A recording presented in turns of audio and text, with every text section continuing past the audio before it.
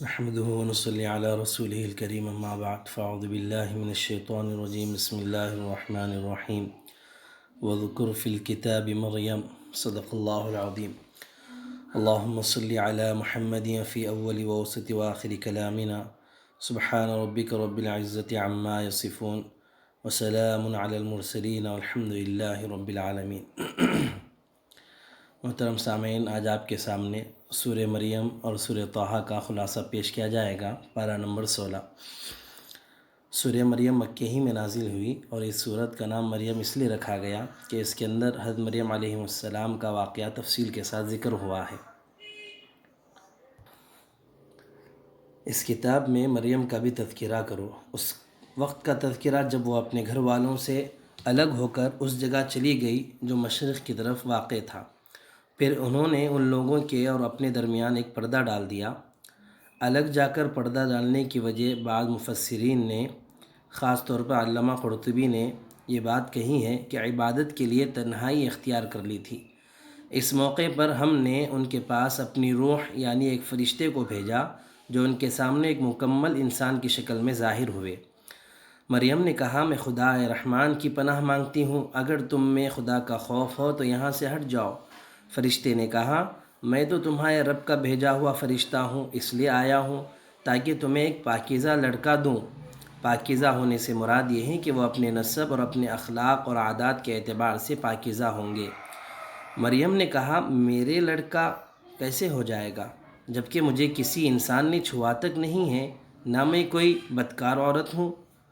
فرشتے نے کہا، ایسے ہی ہو جائے گا، تمہارے اللہ نے فرمایا ہے کہ یہ میرے لیے ایک معمولی بات ہے، اور ہم یہ کلام اس لیے کریں گے تاکہ اس لڑکے کو لوگوں کے لیے اپنی قدرت کی ایک نشانی بنائیں اور اپنی طرف سے رحمت کا مظاہرہ کریں۔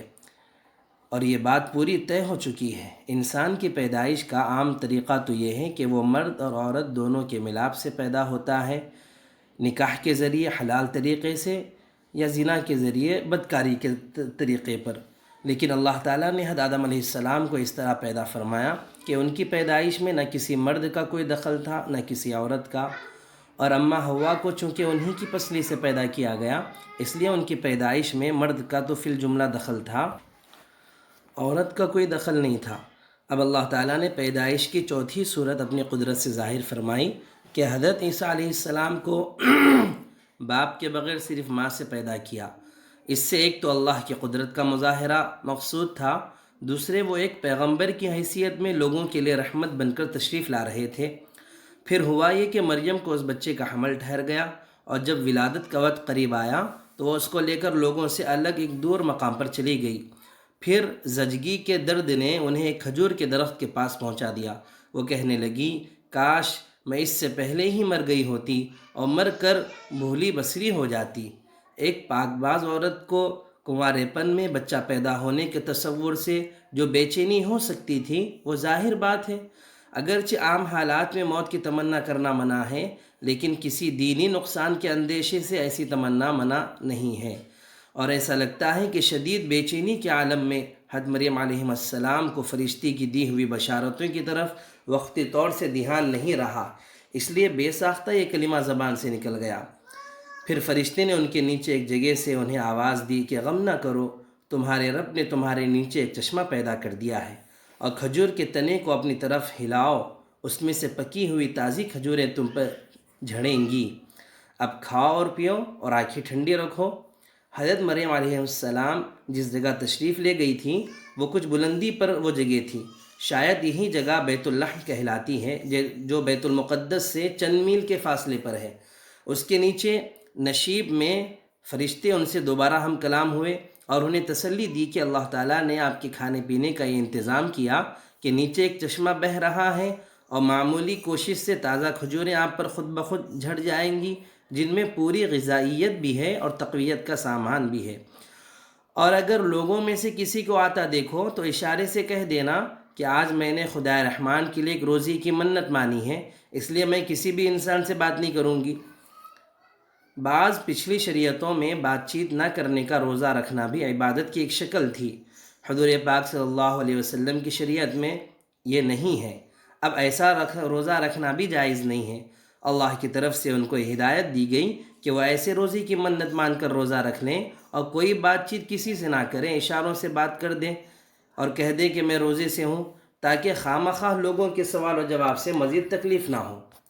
پھر وہ اس بچے کو اٹھائے ہوئے اپنے قوم کے پاس آئیں۔ بچی کی پیدائش کے بعد یعنی حدیثہ علیہ السلام کی ولادت کے بعد حضرت مریم علیہ السلام پوری طرح مطمئن ہو چکی تھیں کہ جس اللہ نے یہ بچہ اپنی خاص قدرت سے پیدا کیا وہی ان کی برات بھی ظاہر فرمائے گا۔ اس لیے اب اطمینان کے ساتھ خود ہی بچے کو لے کر لوگوں کے سامنے تشریف لے گئی۔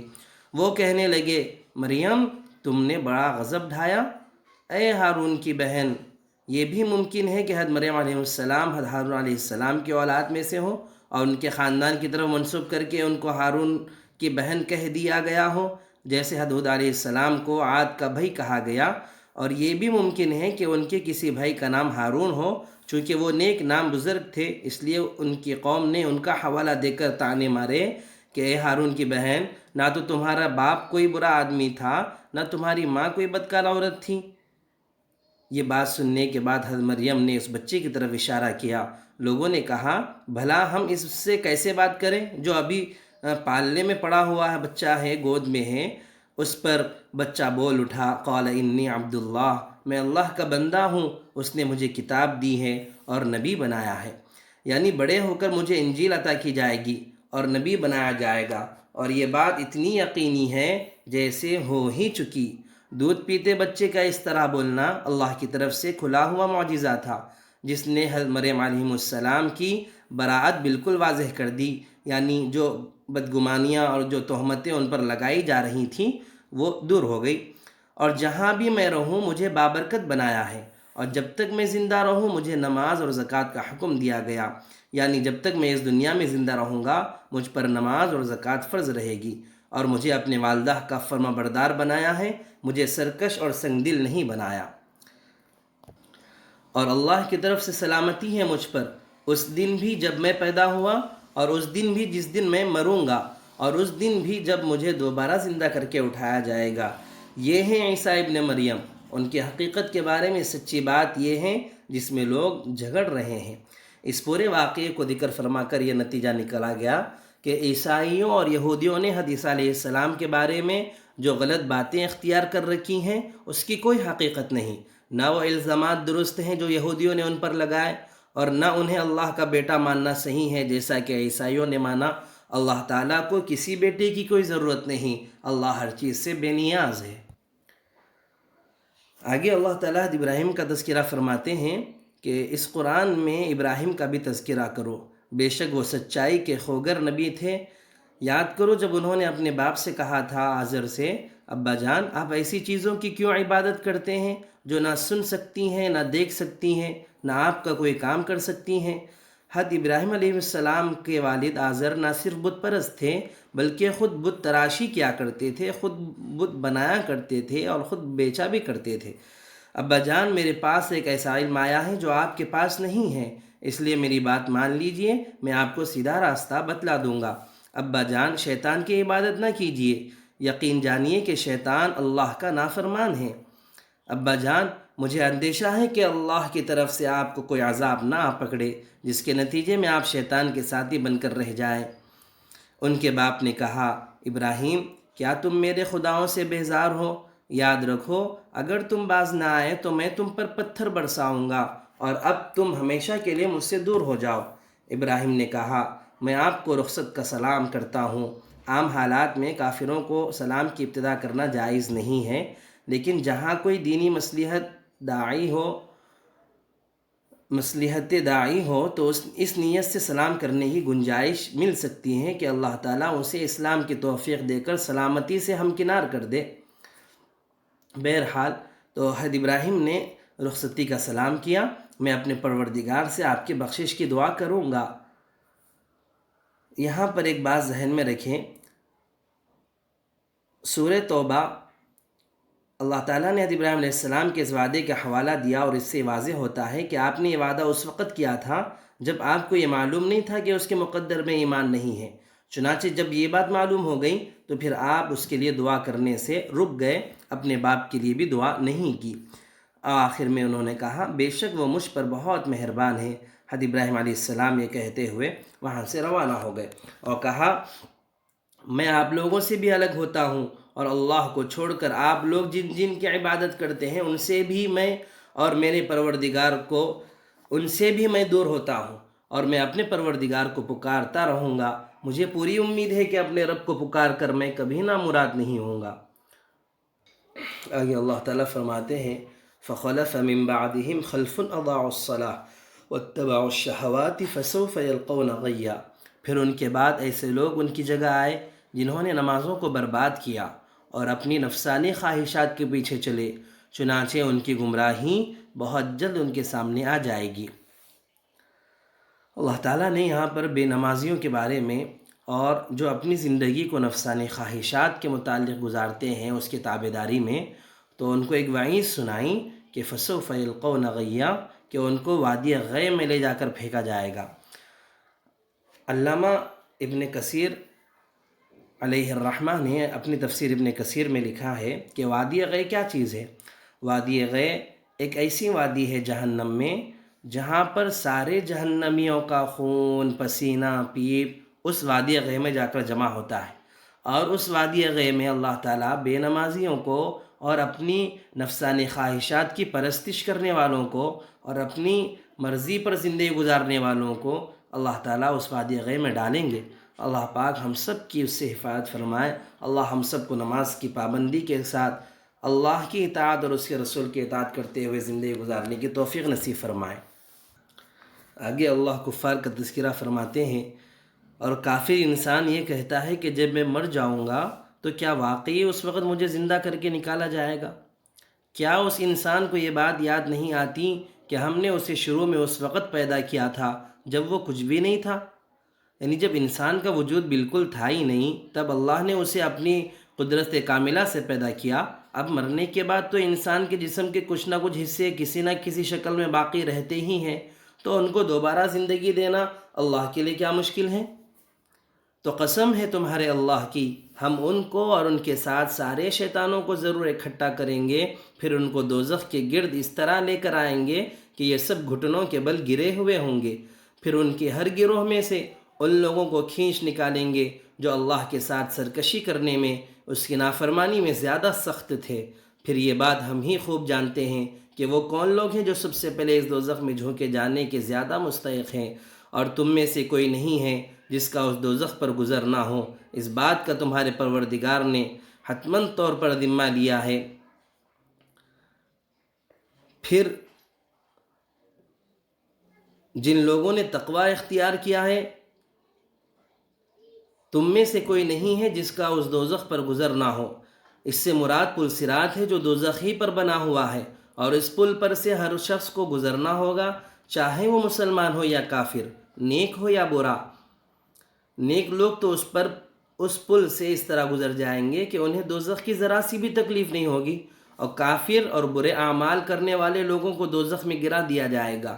پھر جن کے دلوں میں ایمان ہوگا انہیں تو اپنے اعمال کی سزا بھگتنے کے بعد دوزخ سے نکال لیا جائے گا، اور جن کے دلوں میں رائے برابر بھی ایمان نہیں ہوگا وہ دوزخ میں پڑے کے پڑے رہیں گے. اللہ ہم سب کی حفاظت فرمائے.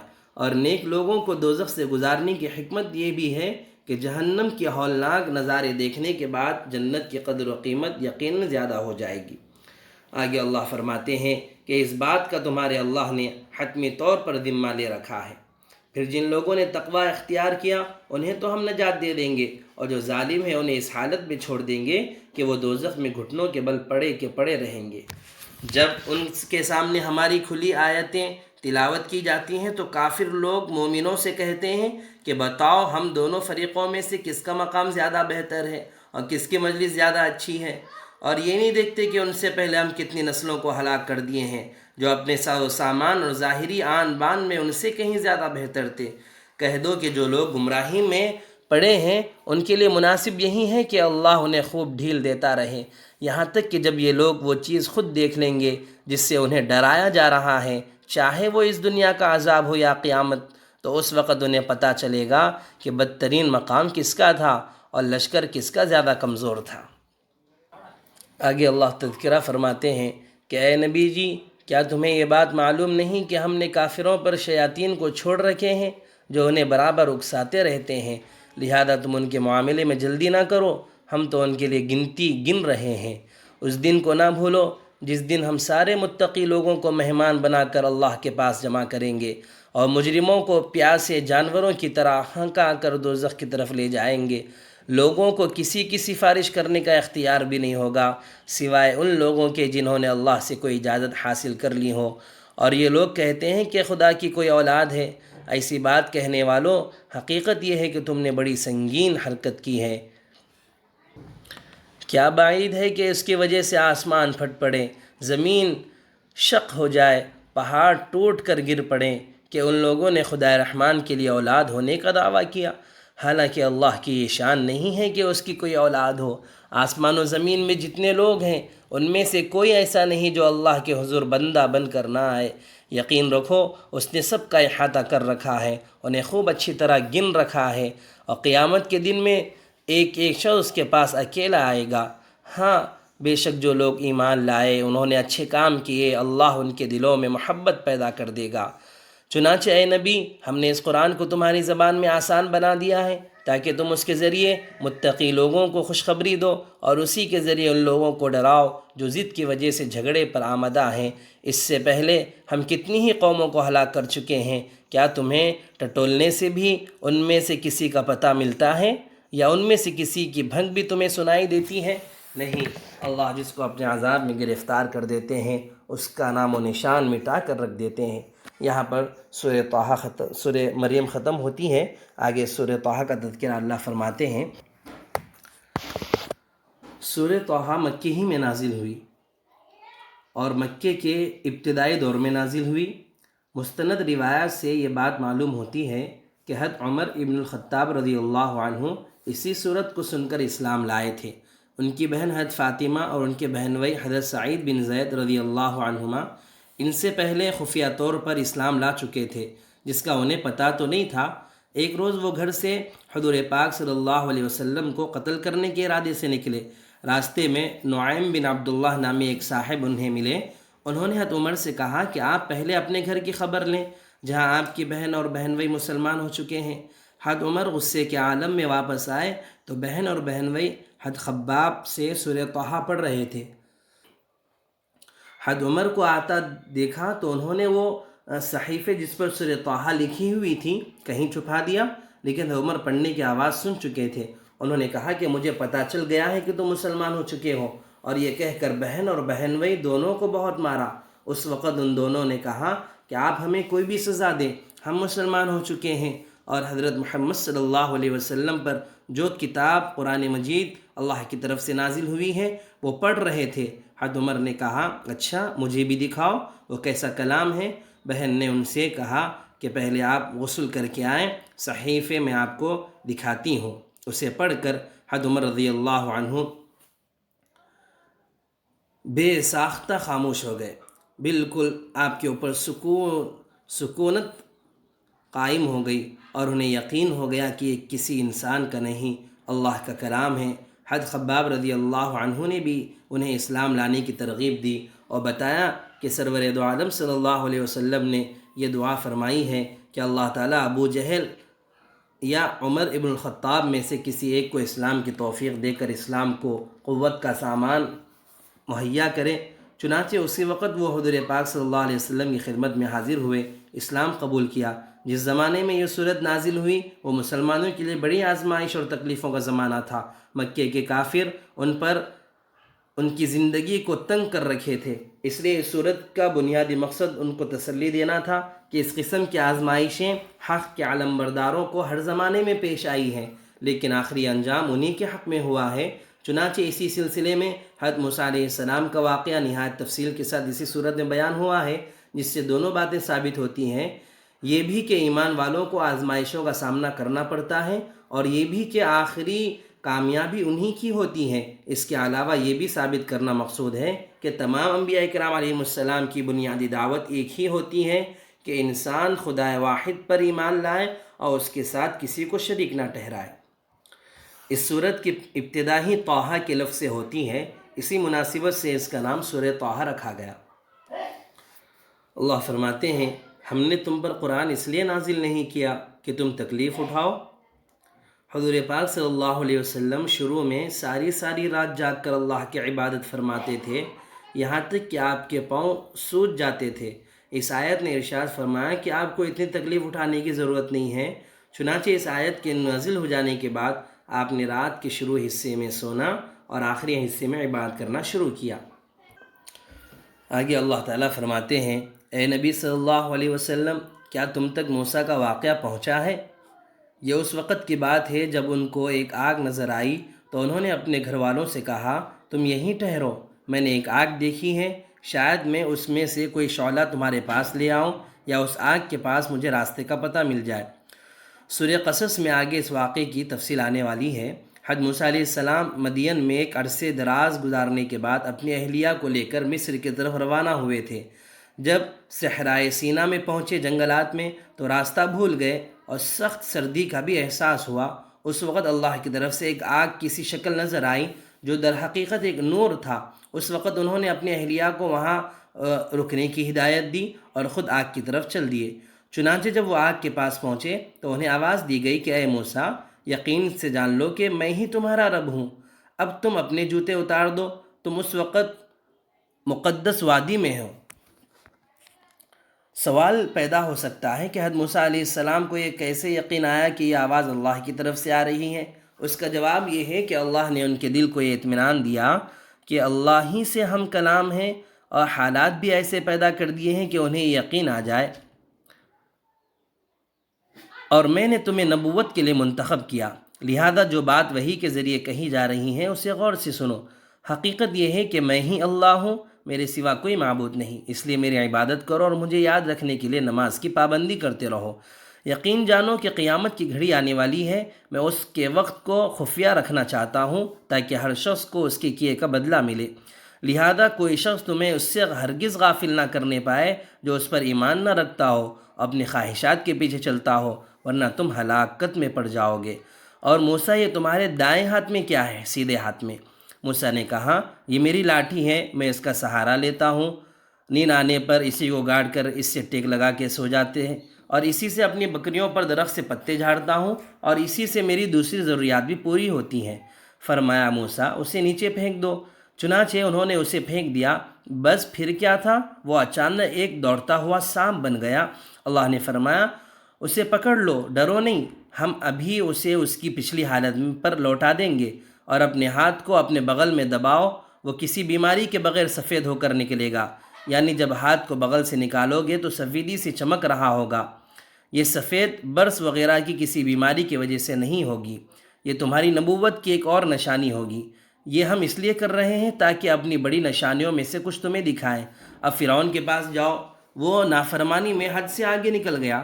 موسیٰ نے کہا، اے میرے اللہ، میری خاطر میرا سینہ کھول دیجئے اور میرے لیے میرے کام کو آسان بنا دیجئے، میری زبان میں جو گرہ ہے اسے دور کر دیجئے۔ بچپن میں حضرت موسیٰ علیہ السلام نے ایک انگارہ زبان پر رکھ لیا تھا، جس کی وجہ سے ان کی زبان میں تھوڑی سی لکنت پیدا ہو گئی تھی۔ اسی لکنت کو یہاں گرہ سے تعبیر کیا گیا تاکہ لوگ میری بات سمجھ سکیں۔ آپ اللہ سے دعا کرتے ہوئے جا رہے ہیں کہ آپ میری مدد کر دیجئے، میرے لیے میرے خاندان ہی کے ایک فرد کو میرا مددگار بنا دیجئے، یعنی ہارون کو جو میرے بھائی ہیں ان کے ذریعے میری طاقت مضبوط کر دیجئے اور ان کو میرا شریک کار بنا دیجئے، تاکہ ہم کثرت سے آپ کی تسبیح کریں اور کثرت سے آپ کا ذکر کریں، بے شک آپ ہمیں اچھی طرح دیکھنے والے ہیں۔ اللہ نے فرمایا، موسیٰ، تم نے جو کچھ مانگا ہے تمہیں دے دیا گیا، اور ہم نے تم پر ایک اور مرتبہ بھی احسان کیا تھا جب ہم نے تمہاری ماں سے وحی کے ذریعے وہ بات کہی تھی جو اب وحی کے ذریعے تمہیں بتائی جا رہی ہے کہ اس بچے کو صندوق میں رکھو، پھر اس صندوق کو دریا میں ڈال دو۔ فرعون کو کسی نجومی نے یہ کہہ دیا تھا کہ بنی اسرائیل کا ایک شخص تمہاری سلطنت کو ختم کرے گا، اس لیے اس نے یہ حکم جاری کر دیا تھا کہ بنی اسرائیل میں جو کوئی بچہ پیدا ہو اسے قتل کر دیا جائے۔ جب حضرت موسیٰ علیہ السلام پیدا ہوئے تو ان کی اماں کو بڑی فکر ہوئی کہ ان کو بھی فرعون کے آدمی آ کے قتل کر ڈالیں گے۔ اس موقع پر اللہ نے ان کے دل پر یہ الہام فرمایا کہ اس بچے کو صندوق میں رکھ کر دریائے نیل میں ڈال دو، پھر دریا کو چھوڑ دو کہ وہ اسے ساحل کے پاس لا کر ڈال دے، جس کے نتیجے میں ایک ایسا شخص اس بچے کو اٹھا لے گا جو میرا بھی دشمن ہوگا اور اس بچے کا بھی دشمن ہوگا۔ چنانچہ ایسا ہی ہوا، وہ صندوق بہتا ہوا فرعون کے محل کے پاس پہنچ گیا اور فرعون کے کارندوں نے بچے کو اٹھا کر فرعون کے پاس پیش کر دیا، اور اس کی بیوی حداسیہ نے اسے آمادہ کر لیا کہ اسے اپنا بیٹا بنا کر ہم پال لیں گے، اور میں نے اپنی طرف سے تم پر ایک محبوبیت نازل کر دی تھی۔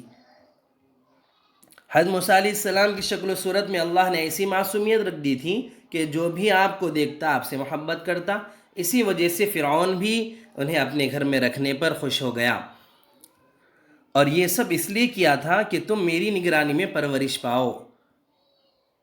یوں تو ہر شخص کی پرورش اللہ ہی کی نگرانی ہی میں ہوتی ہے، مگر یہاں مطلب یہ ہے کہ عام طور سے پرورش کے جو اسباب ہوتے ہیں، ماں باپ اپنے خرچ اور اپنی ذمہ داری پر بچے کی پرورش کرتے ہیں، وہ حضرت موسیٰ علیہ السلام کے معاملے میں اختیار نہیں فرمائے گئے، اس کے بجائے اللہ نے براہ راست ان کی پرورش اور ان کے دشمن سے کروائی۔ اس وقت کا تصور کرو جب تمہاری بہن گھر سے چلتی ہے اور فرعون کے کارندوں سے یہ کہتی ہے کہ کیا میں تمہیں اس عورت کا پتہ بتاؤں جو اس بچے کو پالے۔ فرعون کے اہلیہ نے جب بچے کو پالنے کا ارادہ کیا تو ان کو دودھ پلانے والی کی تلاش شروع ہوئی، لیکن حضرت موسیٰ علیہ السلام کسی بھی عورت کا دودھ منہ میں نہیں لیتے تھے۔ حداسیہ نے اپنی کنیزیں بھیجی کہ وہ کوئی ایسی عورت تلاش کریں جس کا دودھ یہ قبول کر لے۔ ادھر حضرت موسیٰ علیہ السلام کی والدہ بچے کو دریا میں ڈالنے کے بعد بڑی بے چین تھی، انہوں نے حضرت موسیٰ علیہ السلام کے بہن کو دیکھنے کے لیے بھیجا کہ بچے کا کیا انجام ہوا۔ یہ ڈھونڈتے ڈھونڈتے اسی جگہ پہنچ گئی جہاں فرعون کی کنیزیں پریشانی کے عالم میں دودھ پلانے والی عورتوں کو تلاش کر رہی تھیں۔ ان کو موقع مل گیا اور انہوں نے اپنی والدہ کو یہ خدمت سونپنے کی تجویز پر پیش کی اور انہیں وہاں لے بھی آئی۔ جب انہوں نے بچے کو دودھ پلانا چاہا تو بچے نے آرام سے دودھ پی لیا، پھر اللہ کے وعدے کے مطابق بچہ دوبارہ ان کے پاس آ گیا۔ اس طرح ہم نے تمہیں تمہاری ماں کے پاس دوبارہ لوٹایا تاکہ اس کی آنکھ ٹھنڈی رہے اور وہ غمگین نہ ہو، اور تم نے ایک شخص کو مار ڈالا تھا۔ یہ سارے واقعات تفصیل سے سورہ قصص میں آنے والے ہیں۔ خلاصہ یہ ہے کہ آپ نے مظلوم اسرائیلی کو ایک ظالم سے بچانے کے لیے اسے ایک مکہ مارا تھا۔ ان کا مقصد اسے ظلم سے روکنا تھا، قتل کرنے کا بالکل کوئی ارادہ نہیں تھا، لیکن وہ مکے ہی سے مر گیا۔ پھر ہم نے تمہیں اس گھٹن سے نجات دی اور تمہیں کئی آزمائشوں سے گزارا۔ ان آزمائشوں کی تفصیل عبداللہ ابن عباس نے ایک طویل روایت میں بتائی ہے جو تفسیر ابن کثیر میں انشاءاللہ ہے۔ آگے اللہ فرماتے ہیں کہ پھر تم کئی سال مدین والوں میں رہے، اس کے بعد اے موسیٰ تم ایک ایسے وقت پر یہاں آئے ہو جو پہلے سے مقدر تھا، اور میں نے تمہیں خاص اپنے لیے بنایا ہے۔ تم اور تمہارے بھائی دونوں میری نشیاں لے کر جاؤ اور میرا ذکر کرنے میں سستی نہ کرنا۔ یہاں یہ سبق دینا بھی مقصود ہے کہ ایک داعی حق کو ہر وقت اللہ سے تعلق قائم رکھنا چاہیے اور ہر مشکل میں اسی سے مدد مانگنی چاہیے۔ دونوں فرعون کے پاس جاؤ، وہ نافرمانی میں حد سے نکل چکا ہے، جا کر دونوں اس سے نرمی سے بات کرنا، شاید وہ نصیحت قبول کر لیں یا اللہ سے ڈر جائے۔ دونوں نے کہا ہمارے اللہ، ہمیں اندیشہ ہے کہ کہیں وہ ہم پر زیادتی نہ کرے یا کہیں سرکشی پر آمادہ نہ ہو جائے۔ اللہ نے فرمایا ڈرو نہیں، میں تمہارے ساتھ ہوں، سن بھی رہا ہوں اور دیکھ بھی رہا ہوں۔ سبحان اللہ۔ اب اس کے پاس جاؤ اور کہو کہ ہم دونوں تمہارے رب کے پیغمبر ہیں، اس لیے بنو اسرائیل کو ہمارے ساتھ بھیج دو اور انہیں تکلیفیں نہ پہنچاؤ۔ ہم تمہارے پاس تمہارے اللہ کی طرف سے نشانی لے کر آئے ہیں، اور سلامتی اسی کے لیے ہے جو ہدایت کی اتباع کر لے۔ ہم پر یہ وحی نازل کی گئی کہ عذاب اس کو ہوگا جو حق کو جھٹلائے اور حق سے منہ پھیر لے۔ یہ ساری باتیں سن کر فرعون نے کہا موسیٰ تم دونوں کا رب کون؟ موسیٰ نے کہا ہمارا رب وہ ہے جس نے ہر چیز کو بناوٹ عطا کی جو اس کی مناسب تھی، پھر اس کی رہنمائی بھی فرمائی۔ فرعون بولا اچھا پھر ان قوموں کا کیا معاملہ ہوا جو پہلے گزر چکی ہیں؟ موسیٰ نے کہا ان کا علم میرے رب کے پاس ایک کتاب میں محفوظ ہے، میرے رب کو نہ کوئی غلطی لگتی ہے نہ وہ بھولتا ہے۔ یہ وہ ذات ہے جس نے زمین کو تمہارے لیے فرش بنا دیا، اس میں تمہارے لیے راستے بنا دیے، آسمان سے پانی برسا دیا، پھر ہم نے اس کے ذریعے طرح طرح کے مختلف نباتات نکالے، خود بھی کھاؤ اور اپنے جانوروں کو بھی چراؤ، یقیناً ان سب باتوں میں عقل والوں کے لیے بڑی نشانیاں ہیں۔ اسی زمین سے ہم نے تمہیں پیدا کیا تھا، اسی میں ہم تمہیں واپس لے جائیں گے اور اسی سے ایک مرتبہ پھر تم کو نکالا جائے گا۔ حقیقت یہ ہے کہ ہم نے اس فرعون کو اپنی ساری نشانیاں دکھائیں مگر وہ جھٹلاتا ہی رہا اور مان کر نہیں لیا۔ کہنے لگا موسیٰ کیا تم اس لیے آئے ہو کہ اپنے جادو کے ذریعے ہمیں اپنی زمین سے نکال باہر کر دو؟ اچھا، تو ہم بھی تمہارے سامنے ایسے ہی جادو لا کر رکھیں گے۔ اب تم کسی کھلے میدان میں ہمارے اور اپنے درمیان مقابلے کا ایسا وقت طے کر لو جس کی خلاف ورزی نہ ہم کریں نہ تم کرو۔ موسیٰ نے کہا، تم سے وہ دن طے ہے جس میں جشن منایا جاتا ہے، اور یہ بھی طے ہے کہ دن چڑھے ہی لوگوں کو جمع کر لیا جائے۔ چنانچہ فرعون اپنی جگہ واپس چلا گیا اور اس نے اپنی ساری تدبیریں اکٹھی کی، پھر مقابلے کے لیے آ گیا۔ موسیٰ نے ان جادوگروں سے کہا، افسوس ہے تم پر، اللہ پر بہتان نہ باندھو، ورنہ وہ ایک سخت عذاب سے تمہیں مل یا میٹ کر دے گا۔ جو کوئی بہتان باندھتا ہے نامراد ہو جاتا ہے۔ آخر کار انہوں نے کہا، یقینی طور پر یہ دونوں یعنی حضرت موسیٰ اور ہارون جادوگر ہیں جو یہ چاہتے ہیں کہ اپنے جادو کے زور پر تم لوگوں کو تمہاری سرزمین سے نکال باہر کریں۔ وہ تمہارے بہترین دینی طریقے کا خاتمہ ہی کر ڈالیں گے، لہذا اپنی ساری تدبیریں پختہ کر لو، پھر صف باندھ کر آؤ۔ یقین رکھو آج جو غالب آ جائے گا کامیابی اسی کو حاصل ہوگی۔ جادوگر بولے، موسیٰ یا تو تم اپنی لاٹھی پہلے ڈال دو یا پھر ہم ڈالنے میں پہل کریں۔ موسیٰ نے کہا، نہیں، تم ہی ڈالو پہلے۔ پھر اچانک ان کی ڈالی ہوئی رسیاں اور لاٹھیاں ان کے جادو کے نتیجے میں موسیٰ کو ایسا محسوس ہونے لگی جیسے یہ دوڑ رہی ہیں۔ اس پر موسیٰ کو اپنے دل میں کچھ خوف محسوس ہوا۔ ہم نے کہا، ڈرو نہیں، یقین رکھو، اللہ کہہ رہے ہیں موسیٰ سے کہ ڈرو نہیں، تم ہی سر بلند رہو گے، اور جو لاٹھی تمہارے دائیں ہاتھ میں ہے اسے زمین پر ڈال دو۔ ان لوگوں نے جو کاریگری کی ہے وہ اس سب کو نگل جائے گی۔ ان کی ساری کاریگری ایک جادوگر کے کرتب کے سوا کچھ نہیں، اور جادوگر چاہے کہیں چلے جائیں کامیابی ان کو کبھی نصیب نہیں ہوگی۔ چنانچہ یہی ہوا اور سارے جادوگر سجدے میں گرا دیے گئے، کہنے لگے، ہم ہارون اور موسیٰ کے رب پر ایمان لاتے ہیں۔ آخر کار وہی انجام ہوا فرعون کا جو ہم نے گزشتہ سنا ہے، یعنی تباہ و برباد ہو گیا۔ اللہ نے اس کی ناش کو عبرت کا نشان بنا دیا۔ حقیقت یہ ہے کہ جو شخص اپنے اللہ کے پاس مجرم بن کر آئے گا اس کے لیے جہنم ہے، جس میں وہ نہ مرے گا نہ جیے گا، یعنی اس کو ہر وقت تکلیف ہی تکلیف ہوگی۔ اور جو شخص اس کے پاس مومن بن کر آئے گا جس نے نیک عمل بھی کیے ہوں گے تو ایسے ہی لوگوں کے لیے بلند درجات ہیں۔ آگے اللہ تعالیٰ قیامت کا تذکرہ فرماتے ہیں کہ جس دن سور پھونکا جائے گا اس دن ہم سارے مجرموں کو گھیر کر اس طرح جمع کریں گے کہ وہ نیلے پڑے ہوں گے، آپس میں باتیں کر رہے ہوں گے کہ تم قبروں میں یا دنیا میں 10 دن سے زیادہ نہیں ٹھہرے۔ قیامت کا دن ان کے لیے اتنا ہولناک ہوگا کہ وہ دنیا کی ساری زندگی کو ایسے سمجھیں گے کہ وہ 10 دن کی بات تھی خالی۔ آگے اللہ فرماتے ہیں کہ جو میری نصیحت سے منہ موڑے گا تو اس کو بڑی تنگ زندگی ملے گی، اور قیامت کے دن ہم اسے اندھا کر کے اٹھائیں گے۔ جب قبر سے اٹھا کر حشر کی طرف لائیں گے اس وقت تو یہ لوگ اندھے ہوں گے، لیکن بعد میں انہیں بینائی دی جائے گی۔ وہ کہیں گے، یا اللہ، تو نے مجھے اندھا کر کے کیوں اٹھایا، حالانکہ تو میں آنکھوں والا تھا۔ اللہ کہے گا، اسی طرح ہماری آیتیں تیرے پاس آئی تھیں مگر تو نے انہیں بھلا دیا، اور آج اسی طرح تجھے بھلا دیا جائے گا۔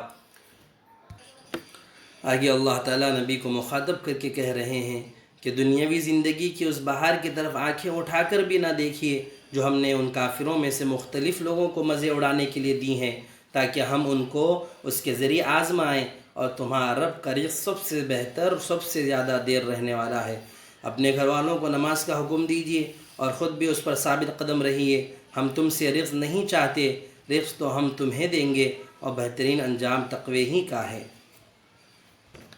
اللہ سے دعا کریں کہ اللہ جو باتیں آج قرآن کے ذریعے سے ہماری زندگی میں، ہمارے علم میں پہلی دفعہ آئی ہیں، اس پر عمل کی توفیق نصیب کر دے اور ہم سب کا خاتمہ ایمان پر فرمائے۔ اللہ پاک اس رمضان کے روزوں اور تراویحوں کو بے حد قبول فرمائے۔